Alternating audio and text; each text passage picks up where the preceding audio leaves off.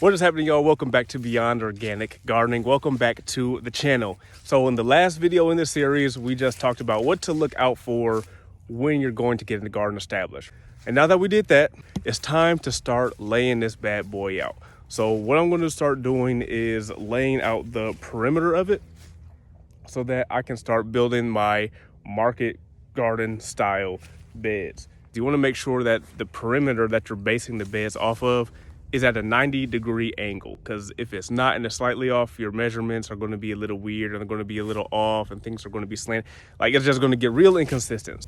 Yes, I learned the hard way. That's why I'm telling y'all this. You want to make sure that your perimeter sides are 90 degrees first before you start building your beds. So let me show you how to do that really quick, the way that I learned.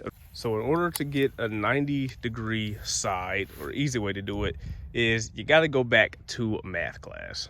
So we have to find the hypotenuse to get a 90-degree angle on the side. Well, to make it simple, just take 3, 4, 5. Remember those numbers, 3, 4, 5. So 3 is going to be your side A, 4 is going to be your side B, and 5 is going to be your side C. This will be side A, this will be side B, and then side C will have to be diagonal. So now that you have the 3, 4, 5, you just want to take a multiple of those numbers. So take a multiple of 3, take a multiple of 4, and then take a multiple of 5. So what I did is I multiplied 3 by 9 to get 27. Then I multiplied the 4 by 9 to get 36. And then I multiplied the 5 by 9 to get 45. So here you see this is going to be my side A, which is 3. And I multiplied that by 15, which gave me 45. So I'm just taking this tape measure right now and pulling it out to 45 feet. And once I get it to that 45-foot mark, I'm going to drop a stake right there and tie some string line around it.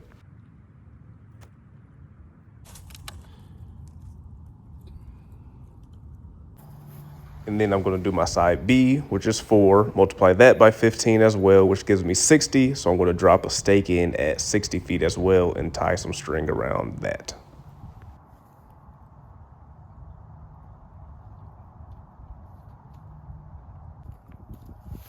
So now that we have our A and B measurement, we're going to take C, which is 5, multiply that by 15, which gives us 75, and then measure the distance between that A and B stake. And that should give us our side C of 75 feet.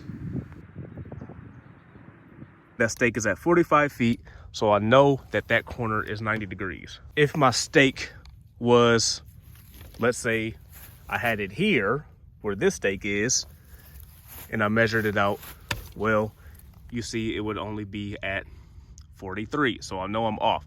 So I know that my angle is off because that line, instead of coming this way, will be coming more this way. So I will have to just keep working that stake out until it got to 45, and vice versa. If my stake was too far out here, and it was at 47, then I know that the angle is too wide. So I will have to work my stake back to 45 feet. The larger your area is, the larger the multiples you're going to want to use to make sure you get that side 90. So yeah, that's how I got to make sure that this corner here where I'm building my beds is a perfect 90 degrees. Then mark out 2 feet from there to there, and then drop a stake right there, grab your tape measure, and then pull it all the way out to a distance where all of your beds will, fit within.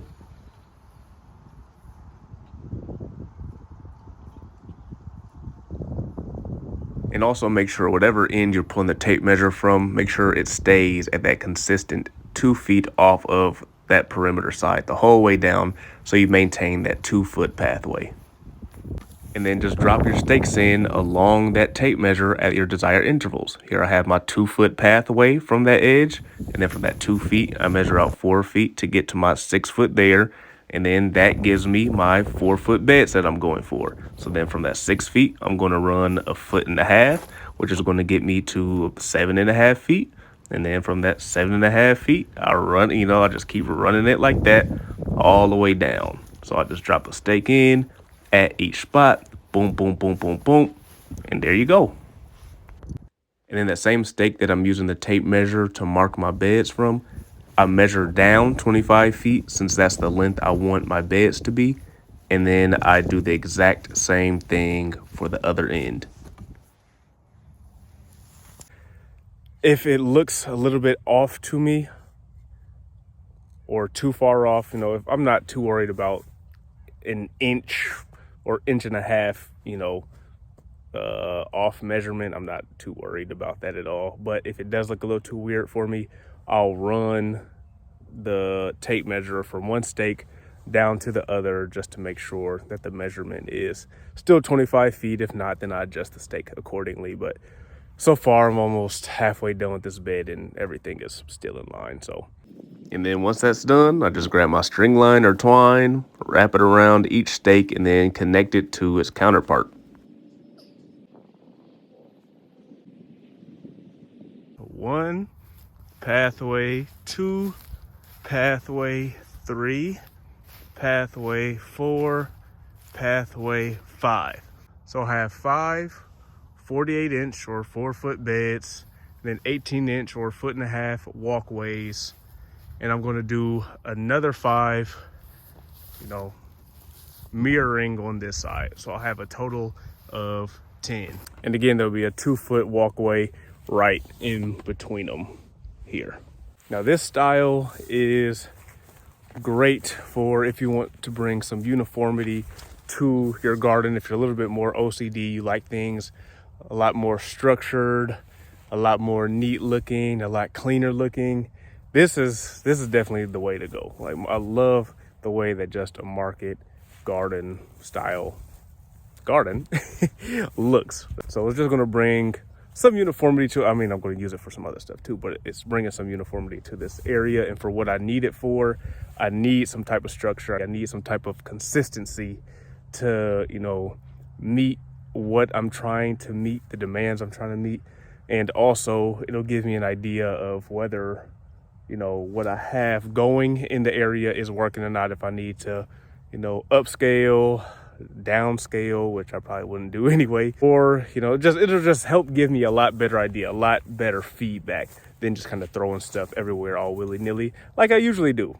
And I'm sure there's a lot simpler way to do this, but this is just the way that I figured out how to do it, what worked for me. I couldn't find a whole lot of information available on exactly how to do this a really easy and simple way that really nailed down really how to get them, you know, consistent and, you know, structure like that. It's a little bit hard to me. Maybe it's not that hard for y'all, but, you know, math and measuring stuff out and getting stuff squared and all that is not my strong suit. So maybe this is just more complicated to me. Maybe this is just a me thing. Maybe that stuff is just what most people, a lot of people pick up on easily. But nevertheless, I made it work. So as you can see, there's still a bunch of grass and everything out around here and where my beds are.